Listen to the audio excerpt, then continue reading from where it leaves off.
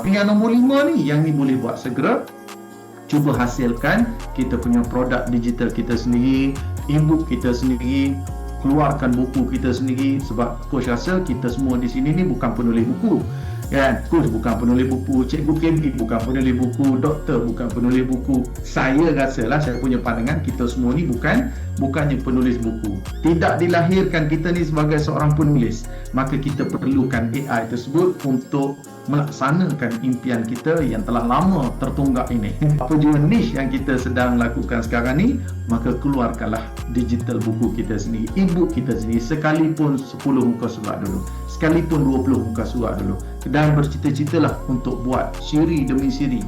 Yang mula-mula buku ni, mula-mula kedua e-book ni, ketiga e-book ni, bersiri-siri pula, ada dalam 5 dalam 10 keping siri kita.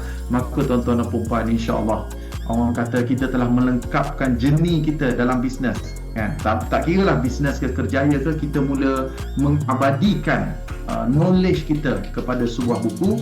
Moga-moga buku tersebut boleh dirujuk oleh generasi akan datang. Kalau tidak, generasi akan datang pun anak kita rujuk pun dia bangga kot. Ini ayah aku punya buku ni. Dia mula rasa kagum, dia mula respect ayah dia. Dan saya rasa jikalau saya pergi kepada satu mekanik dan saya baca buku tu ditulis oleh mekanik tersebut, saya akan respect kepada mekanik tersebut. Kalau saya pergi kepada satu klinik dan doktor tersebut menulis tentang kesihatan tersebut, saya baca buku tu, saya rasa saya respect kepada doktor tu. Dan sekiranya saya pergi kepada kedai bakery tu dia bagi buku yang dia sendiri yang tulis, saya respect kedai bakery tersebut. Tuan-tuan, buku ni dia ada nilai dia tersendiri, dia mahal, dia sangat